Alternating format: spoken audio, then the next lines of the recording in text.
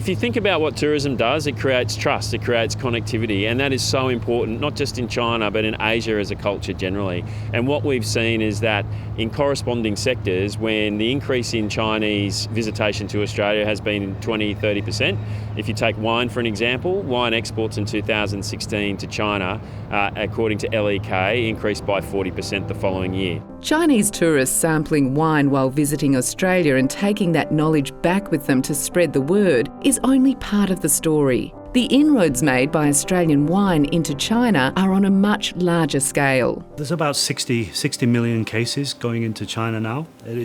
One of the interesting things, though, is it's much more premium than a lot of people expect, particularly Australian wine. Australia, out of the top 5 importers, Australia is the biggest per litre rate, much bigger than France, much bigger than the other old world countries that are in that top 5 group. So I think the potential here is huge because we've only really scratched the surface. The popularity of Australian wine with Chinese consumers is driven by a number of factors. I think that it starts from a fundamental perception of Australia being pure, clean, fresh, quality control, and the diversity of wines we can produce from sweet, white, fruity, heavy red, light red. It's just incredible. And innovative as well, which means we're a lot more creative. And then all the funding side with the governments, both sides, has all gone into the pot at the same time. When you add them all together, you're sitting on $1 billion worth of business and a value per litre which is second to none. There is definitely a changing taste in China, without absolute question of that. I mean, in the early days, the people who really got behind the fine wine side of things were very rich, wealthy people who all went for luxury European products, which included wine, particularly first growth wines from Bordeaux. But that's all changed as the Chinese have become better travelled, tasting more different wines, engaging with their own wine shows, different ways of talking to each other on the social media. We're here at the 2019 China Food and Drinks Fair in Chengdu to discover more about the penetration of Australian New World wine into China. It's a thriving community full of Chinese people keen to meet the winemaker, to talk to them, even through interpreters. All we see is just positive forward momentum. China is now home to a new generation of wine consumers. They are young, well-educated and well-travelled with a hunger for knowledge. James Halliday, revered wine critic and Australian wine expert, highlights the unique challenges the Chinese wine market poses for Australian wines. It's the first major market that we've had where English is not the first language. It's the first market that we've had where wine and food wasn't understood as a whole natural thing to go together. James Halliday is attending the show to hold tasting masterclasses and promote the Chinese edition of the Halliday Wine Companion. Over the past 40 years, Australians have fondly called it the Bible of Australian wine. Well, the Halliday Companion is part book, part online. So if we just talk about in the book, you get tasting notes and ratings and prices. You take those together, it's about 6,000. If you add the other 3,500 that are tasted in each year, you're up around 9,500 as the number of wines tasted each year for the companion in whatever form that may end up being. So last year we launched the first Chinese version of Halliday Wine Companion. So we are very excited. Last November, we officially released this book, and the sales is fantastic. But this year, we are more excited. Why I say that? Actually, it's the end of this month. We are launching the digital version. That is mini program. Because in China, everyone using mobile phone. We live with the online platform. So this is the first initiative. We want to reaching broader audience from trade people to consumers. There's a lot of marketing going on here in China, but really it misses the essential ingredient, which is tasting and understanding what you should be looking for. Halliday's first Chinese edition plans to tap into the exponential growth of the wine culture in China.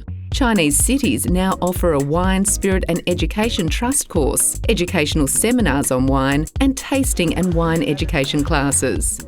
The number of sommeliers and wine bars is also on the rise. In this environment, consumers are eager to develop their knowledge of wine, varieties and the winemaking process, as well as bottled experiences. I think there's a lot of interest in family-style boutique storied wineries, and it plays a little bit to the confidence issue we were talking about, because if people meet the owner and it's limited, small production, they love telling that story, and particularly if they go and visit, because they can go back to their events and say, well, when I met Mr.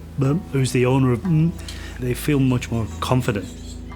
It's my belief that the great wines of the world are produced when there's a connection between the vineyard and the winery. There's not one without the other. And as I said before, the reason why I get involved in the vineyard management is so that I can understand not only that vineyard, but that season. Today, the varieties of Australian wine consumed in China are changing. A market traditionally dominated by heavy Barossa Shiraz is now transforming to include a much broader spectrum of taste, including Pinot Noir, Chardonnay and Rosé.